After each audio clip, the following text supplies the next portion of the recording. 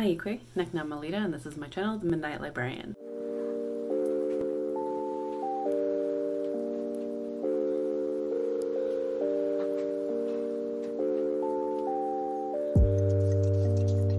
Today I will be talking about my May 2021 wrap-up. So for the month of May, I read 8 books and DNF'd 1. It was a month. If you have seen my June TBR slash life updates, you'll know that the second half of May was really wonky for me.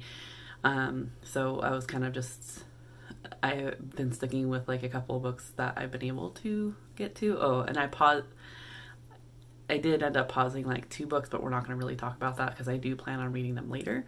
I did end up getting my cape done in May. I did some gardening in May, so that I'm pretty happy about. Everything feels like half-finished projects right now. So as I said, I read 8 books in May, which 2,008 pages, which is less than the 7 books that I read in April, which was 2,345 pages. That's because a couple of books in May were children's books, which I count personally, just because I did read them. They're a book, I consumed them, so I'm counting them. In terms of ratings, I have,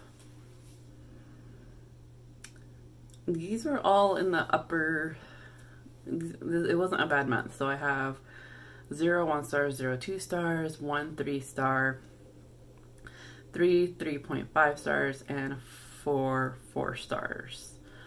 So not, and 0 5 stars. So it's not very bad. That kind of in the middle. The average for the month was 3.69. In terms of genres, I read 2 nonfictions, 2 fantasy, 1 paranormal fantasy, the other a mystery fantasy, 1 contemporary mystery, 1 contemporary romance, and as I said, 2 children's books, and then which were mental health and adventure. For audience, I have 4 adults, 1 new adult, 1 YA, and 2 children. For readathons, I participated in 2 readathons this month. The first 3 technically. The first being May the Force Read With You. This was created by Eric at Breakeven Books and hosted by a couple of other booktubers. And basically this was a Star Wars themed readathon that lasted all month long. It was kind of like a choose your own adventure, in which you can either choose prompts from the light side or the dark side to become either a Sith or a Jedi. And so there were specific prompts to go with those, as well as other prompts for allies like Rebellion or the First Order. And then of course there was also a group book, and let's just talk about my DNF real quick. The group book for May the Force Read With You was An Ember in the Ashes.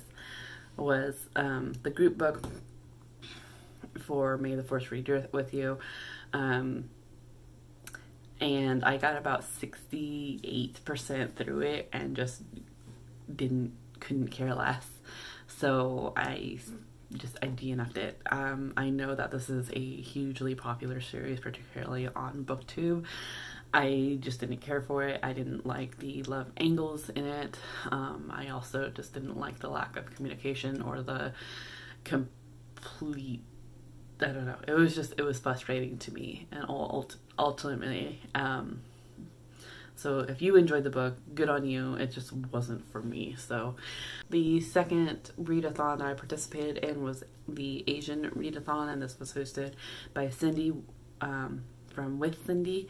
This is an Asian authored inspired readathon in which for Asian Heritage Month we were challenged to read books by Asian authors, particularly there was like there was a handful of challenges in which, like, to read a book with an Asian protagonist, read a book with by an Asian author, read a nonfiction book by an Asian author, and we could combine however much we wanted, but we couldn't count a book. So if we read a book by a Japanese author, and that counted for several prompts, we couldn't then read for 2 other prompts and have it be a Japanese author and have it count. What Cindy was really trying to do was get us to branch out of the common Asian countries that we tend to read towards, so Japanese, Chinese, Korean, and have us branch out further. She has a whole list of countries that are considered Asian. She has a whole challenge on Storygraph that, like, you can easily add books to the certain challenges or see books from these certain challenges that would easily work.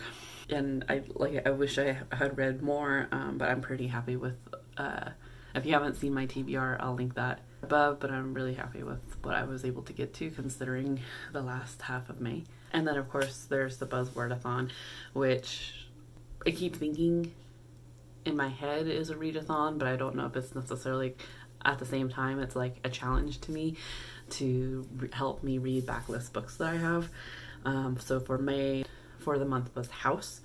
So I was able to complete that. So with that, let's just get into the books that I was able to completely read and have a review and discussion. Sorry, I feel like it's been a while since I've done a video, so I apologize if I'm all over the place.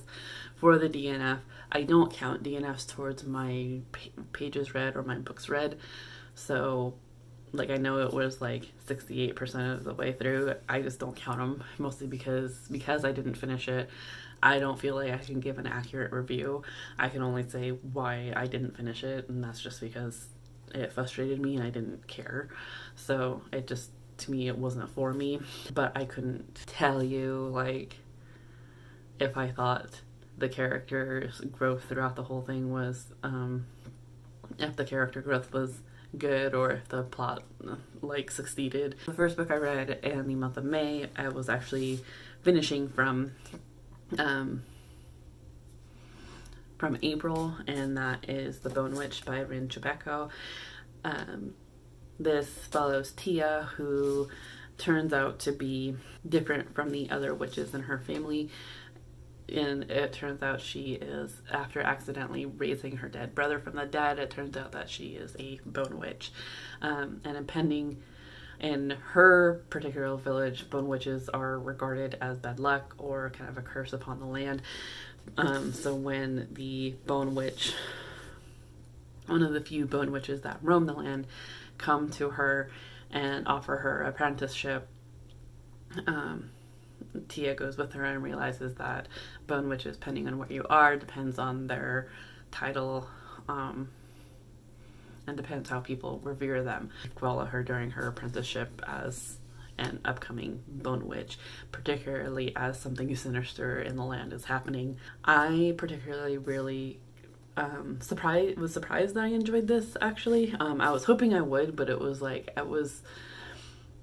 I think when going further into this was definitely going to have to be a series that I read physically, just because I did enjoy the narrator. It was just that with Tia in particular, I found that she was a little whiny, and I don't know if that was just because of the narrator or if that was that's what they were going for, or if she really comes across that way within a physical book. So I did get the rest of this series. I am excited to move on further. What I did really, really enjoy with Rin Chibeko's writing was the descriptions, particularly of these various witches' wardrobes. I forget what they're called, but they sound just so elegant and so detailed. It was fun. So I kind of guessed the ending to this, but it was one of those I guessed it and was just waiting for my confirmations for for confirmation that I was right. And then once I was figured it out, it was like a yes moment because I still wasn't sure. But yeah, and I wasn't gonna have this. So, and Rin Chupeco is non-binary author from the Philippines. So this book would also count for the Jedi Council. This was originally supposed to be the Beast Warrior. For this May the Force Read With You, though, only one book or one prompt per book. You can't double up or anything. So I think this one will work for Jedi Council because it is part of a series.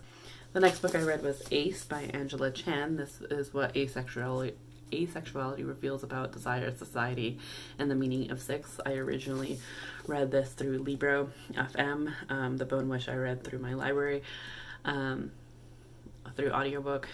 And then I enjoyed this one so much that I wanted a physical version so I could reference it, because I thought there was definitely some discussions within this book that I thought were really compelling and really basically things that I wish I had known in high school and wish they taught. And of course this book like made me want to figure out, well, one, if like how our sex education compares to now comparatively to when I was in high school. I don't see it being any better, but I want to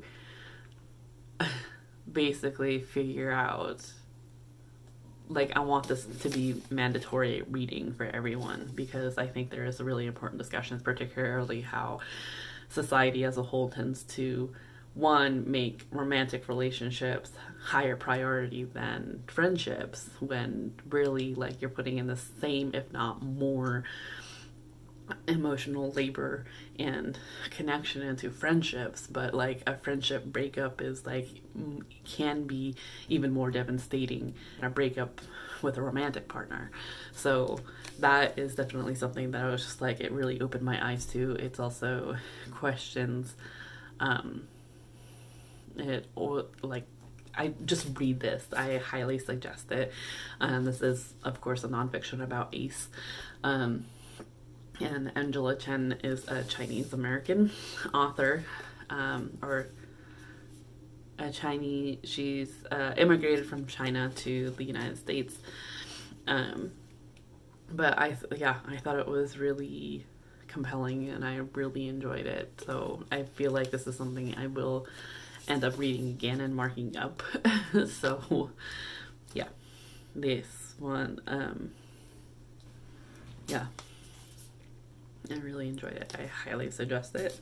One fit for, I think I originally put this as a neutral, so if for May the Force Be With You, if you didn't want to pick, if there was things from light side or dark side, depending on which side you were going for, or you can mix and match as well if you wanted to have like a dark chapter in your life or whatever, but there was also neutral.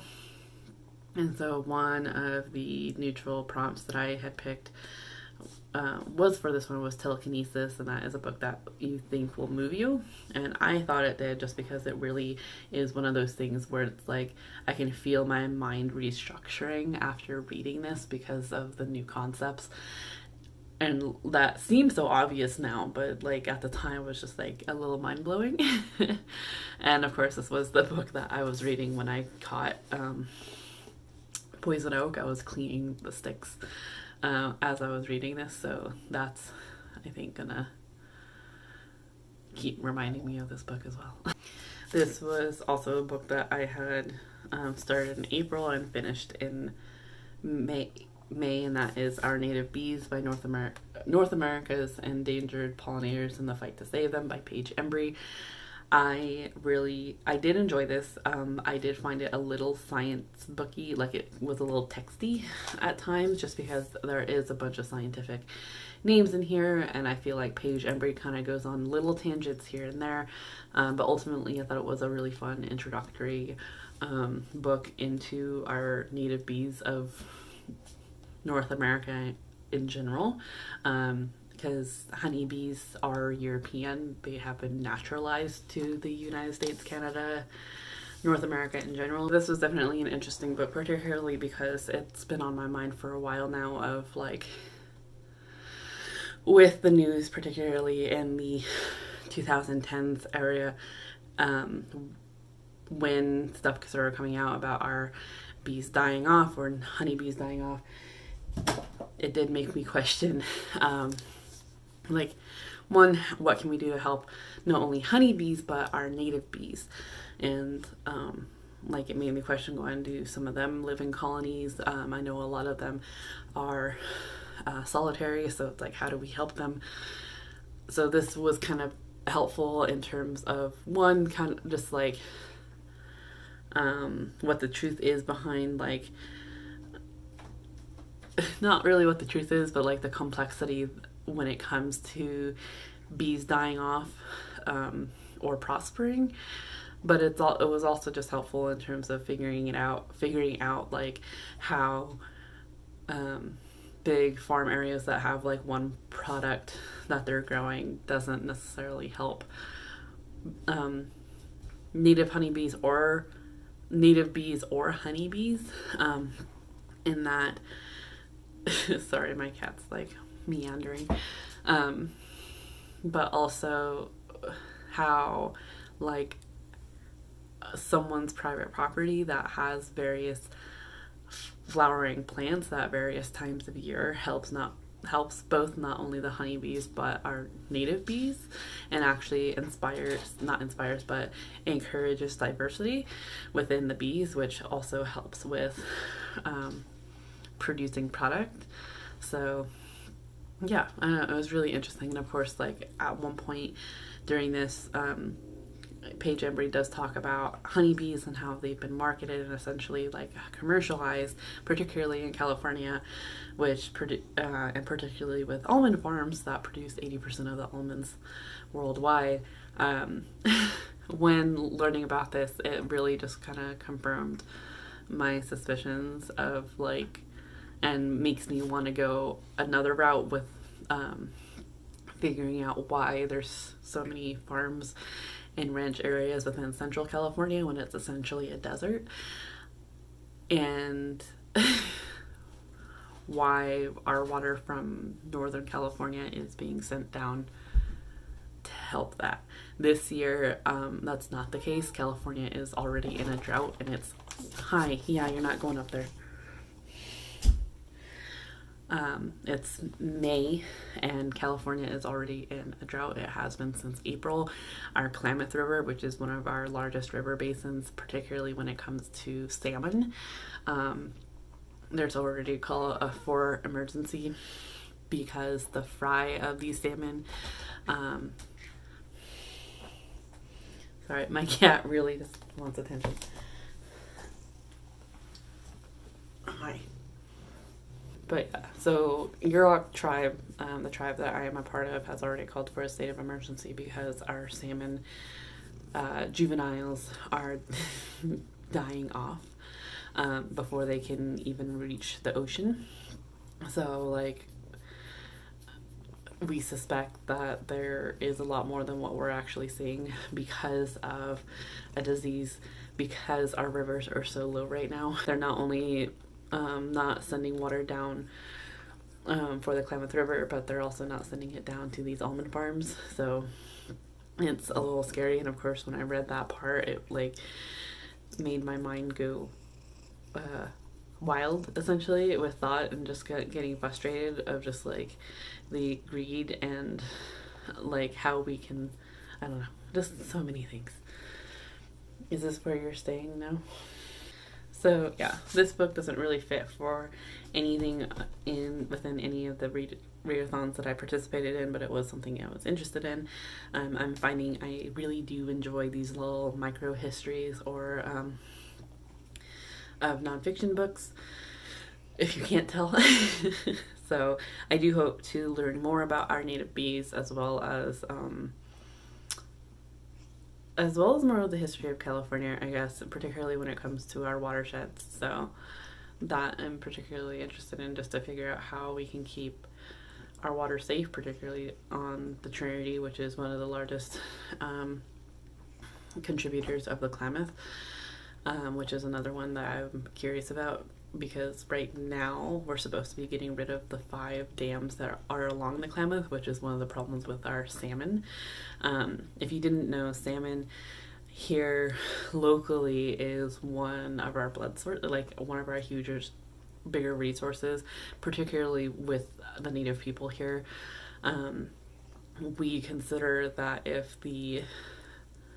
we consider salmon like a part of our culture, and essentially if the salmon die, then humans are soon to follow. So we are very protective of our salmon and have been trying for years to figure out a way to help them. The dams being one thing, but ultimately we're really trying to protect our water rights, as like I said, a lot of our water is being diverted to farms in the desert of Central California, which I understand, like at this point it's going to be hard to convince anyone otherwise, just because yes, California is like a huge contributor to the almond industry as well as produce industry. So, but it's definitely figuring out a way that's more sustainable, not only for us but for everyone. So I'm really curious about that, and I'm curious to learn more about that. So this is going to be interesting with her now in my arm, cleaning herself and wanting attention. But the next book that I read was Arsenic and Adobo by Mia P. Manansala. This is the first book in a series called, Tita Rosie's Kitchen Mystery. So this is the first in the series, I believe. And this is essentially like a cute contemporary mystery thriller in which we follow... Oh yeah, you're making this awkward. Lila. Okay, Lila? I know they said how to pronounce it once, and I forgot. I don't think it's Lila, because I think the aunties even say to, like, is it aunties or God? Lila? I think it's Lila. But we're following her as she's had to come back after a stint in Chicago. Some stuff happens in Chicago. Lila comes back to her little small town to help with her Tita Rosie's restaurant. She's able to help some, but they definitely have some issues. But then her ex-boyfriend comes in, who is also a renowned food critic within the small little town, and after eating at their restaurant, he dies, like within the restaurant. So now they are under investigation for murder, and Lila and her best friend are trying to figure out who really had motive to kill her ex, and basically get her help save her family's restaurant, because if the longer it's closed for this investigation, the more money they lose and they won't be able to open it back up again. So I did enjoy this for the most part. I had a hard time enjoying Lila. It sounds funny to me. I want to say Lila, but I'm pretty sure it's Lila. I had a hard time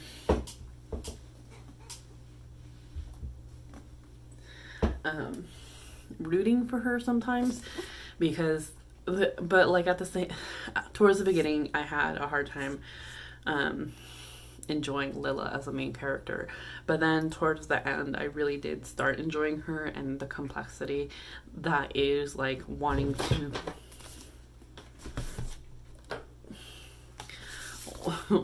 do what's best for you, or like, you know, do it for the family, essentially. So she had gone off to get her college degree and wasn't able to get it because of some things that happened with some things that happened in Chicago. So she ended up, I think she's missing one class or something from that college degree and came back to her small town. Her family was still upset the fact that she went to Chicago and left them without anything to show for it, whether it was a degree or a husband. And some of them are a little more upset just because her aunt, who essentially raised her, needed her help way before then. Irritation with the family that Lila was being selfish, but there is like this complexity to it that I understand, of doing it for community and family, or doing something for community and family, but wanting to go off and kind of explore on your own to like grow yourself. And there's that struggle of the in-between.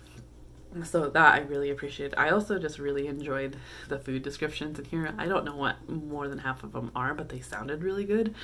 So it also like made me want to expand my food knowledge more. I think I do have a pretty rangeable palate. Yeah, there was that stuff she likes on my keyboard, and I'm not okay with that. My one thing with Lila that made me really kind of upset with her, that she was so willing to destroy another person's livelihood and restaurant to save her own family. So it's like it kind of increased that selfishness a bit more, like at first. And like I saw her within the first half of this book, much like her family did, that she was being fairly selfish. But then the last half of this book, I felt towards her of like, okay, yeah, I understand this struggle of like you doing it for family or wanting to do what you want to be able to figure yourself out, which are both, I mean, fairly important. How do you make that distinction without like one, disappointing yourself or disappointing your family? I did like the growth in here. I am interested in the books later on. Mia P. Manansala is also Filipino. I believe the whole family is Filipino, so technically could not count it as another book for the Asian Readathon, but I am happy that I read it nonetheless.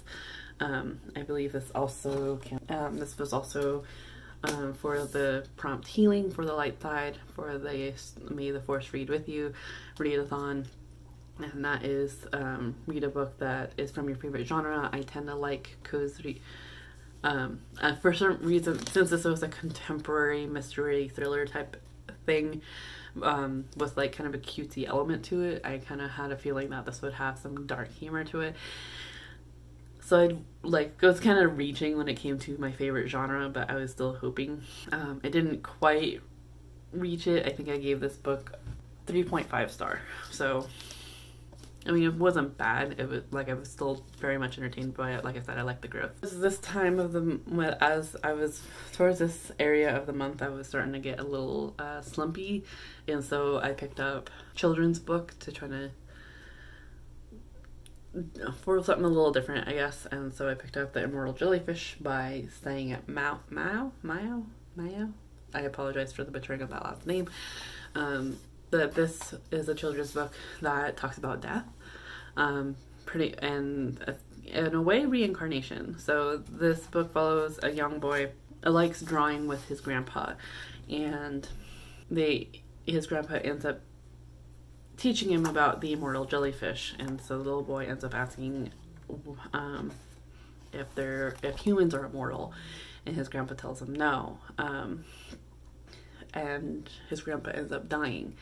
So in a dream, the little boy sees his grandpa, and his grandpa takes him going, I figured out how to be immortal. And basically his grandpa shows him this place where people can choose what to do in their next life, essentially. Like if they were fairly busy within their human lives, they can choose to be relaxed and slow within their next life, so like a sloth or something. So his grandpa is kind of showing him the afterlife of sorts through dream, and it's really kind of cute. It was definitely interesting. There were some elements I liked more than others, but ultimately what I enjoyed about this was the illustrations. So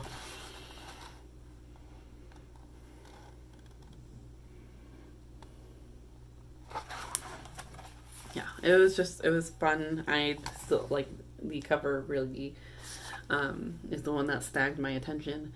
So I thought it was cute for the most part. I think I gave it 3.5 stars. So The next book I read was The Ninth House, or Ninth House book, excuse me, Ninth House by Leigh Bardugo. This one I had started before and couldn't quite get into, and I found it through my library, through audiobooks, so I started listening to it. I guess my problem this month was like connecting to the main characters, because Alex, okay, let me talk about this book first. So this book follows Alex Stern, who had some trouble within her youth, and then after surviving quite a horrific scene, she ends up getting an offer of a lifetime. She is getting a full ride through to Yale, so long as she helps within the Leaf House. The Leaf House is this organization within Yale that kind of helps control the secret societies within Yale. Each society or group or house essentially and practices magic. They each practice a different type of magic, and Leaf kind of looks over them to make sure no one gets hurt and no one's like taking more than they need to or doing something suspicious. So we follow her. However, shortly after she starts, I guess towards the end of her first semester at Yale, she has, throughout her education in Yale, she'll have a mentor, and then about halfway through, once he graduates, she'll be the mentor to someone who will replace her when she graduates. However, towards the end of her first semester, her mentor disappears. Darlington, I believe his name, or is what she calls him. And it's basically her trying to figure out what's going on and why he disappeared. But also, like, there's other things happening on campus that she's trying to figure out, and everyone seems to not believe her. They think she's unstable, but she has a feeling that everything's connected, and so pursues it. So it was a really interesting book. I really enjoyed it, particularly the author's note or author's interview at the end, where Leigh Bardugo talks about these actual societies at Yale, and that for the most part everything was true. She just kind of made it more fantastical. This does get dark. Definite trigger warnings for rape, sexual assault, graphic depictions of injury and murder. I can see why some people didn't enjoy that, particularly because it was something that was brought up once it was talked about. It was brought up quite often. And it was just odd. There was, I guess, no real explanation about why that happened. Like, particularly the sexual assault. And it's not quite, some of it's not quite explained. I assume that hopefully it'll get explained within later depictions of this series, because this is the first in a series by Leigh Bardugo, so I'm curious about that. Alex Stern was one that I had a problem connecting with. I wasn't quite sure how to feel about her. Mostly I wasn't sure how to feel about this, almost like this book made it seem like Alex and Darlington were romantic, and I'm not sure if I enjoyed that. And mostly because we did occasionally get Darlington's views, and I did enjoy them for the most part, because we got more of the magic, explanations of the magic and how that worked within Darlington's viewpoints, and I really enjoyed it. However, yeah, wasn't sure if that, like, through Alex's point of view, almost seemed romantic, and I'm not sure, I don't know how I feel about that. Not because I don't know. It was just odd to me. It was kind of distracting. But yeah, ultimately I did love the dark academia aspect of this. I don't know why I'm always hesitant with dark academia. Mostly because, like, I work at a university. I don't know if it, like, maybe it's me thinking that that's too much university for me, but then, like, I haven't actually been on campus to work for over a year now, because we're all working from home, so maybe I just miss it. But ultimately I've always loved college life and liked the atmosphere of college, so I don't know, I thought this was fairly fun. uh, in that dark academia setting and paranormal settings I really enjoyed. Alex Stern is questionable, but other than that, I really like some of the things that happened in here. I was surprised at, so I'm kind of excited to look more into this series, or read more into this series. I gave this 4 out of 5 stars. So, and of course this works for the Buzzwordathon of House, and also works for May the Force Read With You, for Force Spirit on the light side prompts a book with paranormal elements. And then because Ninth House was a little dark, I picked up another children's book. Another one that also caught my eye due to the cover, and that is Me and My Fear by Francesca Sanna. Again, sorry for the pronunciation. For some reason I have a really hard time pronouncing Francesca. But yeah, this basically talks about this follows this young girl, and almost has the spirit as a pet, where it starts off small, but as she grows a bit, her fear gets bigger and bigger. But yeah, it kind of has like fear as its own entity that kind of follows her around, and it keeps her from doing certain things, particularly when she goes to a public school as opposed to being homeschooled. Like there's a lot of fear that comes with that, and it makes it so that she isn't getting many friends, and she kind of talks about how to overcome that in this interesting way that of like finding that other people have this fear as an entity too. So I thought it was really cute. Again, the cover, I really enjoyed the artwork, and even the inside I thought was really cute.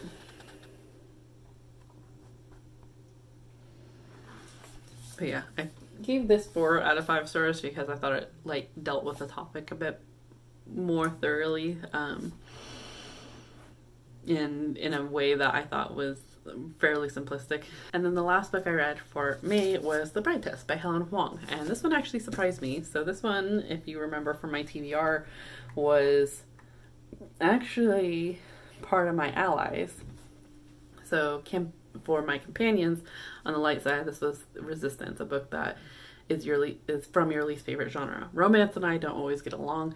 There's particular things that I don't like when it comes to romance tropes that authors tend to use a lot. There's also just specific things within romance that I do like and don't like, and I know what I like to be able to read. There's certain things that I kind of want and expect from romances that don't necessarily ever happen. But this one actually surprised me. So I did read The Kiss Quotient by Helen Hoang, which is the first book in this series. And usually when it comes to romance series, like a lot of people say it's more a companion than it is an actual series. So it's like you can read them out of order. I have a problem with that just because I very much want to read things within order. So reading The Kiss Quotient first, we do, this one kind of follows the timeline right afterwards. We follow another character, Kai. Yeah. Kai, who is another autistic character. Helen Hoang is autistic. It wasn't confirmed. I don't know if she's Vietnamese, but she writes about Vietnamese characters.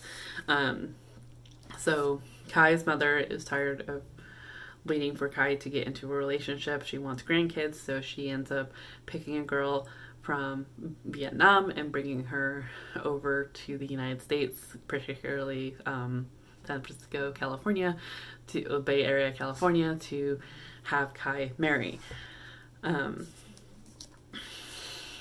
Kai is autistic, like I said, but he also feels that he doesn't have feelings. He makes a deal with his mother that he will allow this Vietnamese girl young woman to stay at his house for the summer and go to try his best to take her on dates or whatever, particularly to 4 weddings that their families are having throughout the summer, and try with her in order for his mom to try to stop setting him up with women. So it's really, I think, just, it was interesting and fun. Again, that family pressure of you do better for your family, not necessarily for you, and a lot of what Esme has already chosen to do was for her, so which we learn about.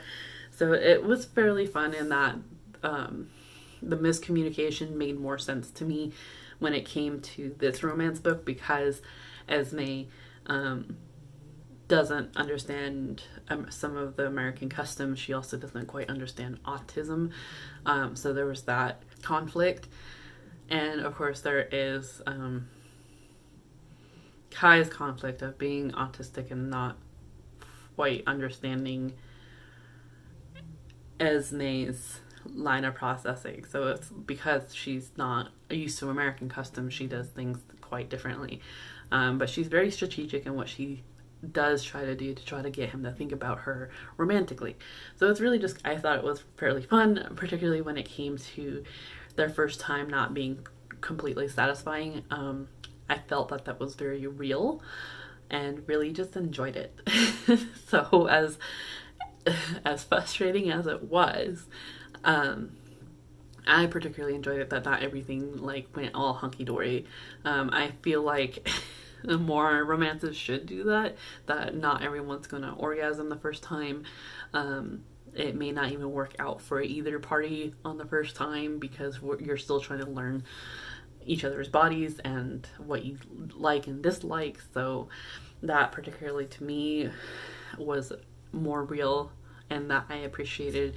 It would also, I think, be real if it happened a couple times for like with their sexual encounters, but I still, like, I gave it the benefit of the doubt. I also thought this was fairly cute. This definitely ended up getting to me emotionally. There was some aspects in here I really felt for Esme because of that miscommunication, and like Kai not knowing any better.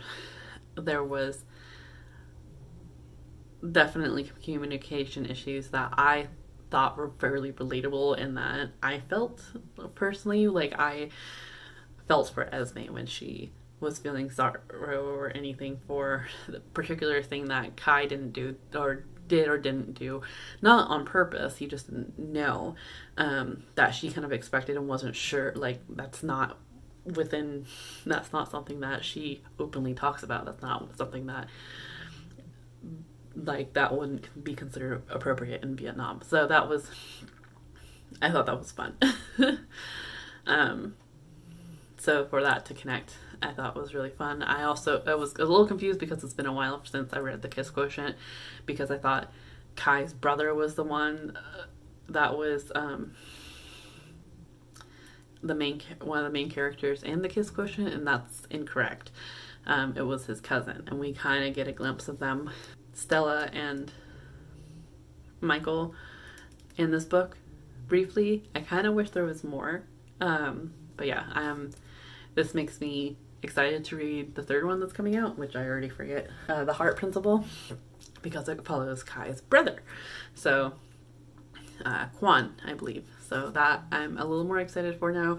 I was really hesitant to read The Bride Test because I wasn't a big fan of The Kiss Quotient, but we'll see how The Heart Principle goes. Yeah, these are the books that I was able to read in the month of May.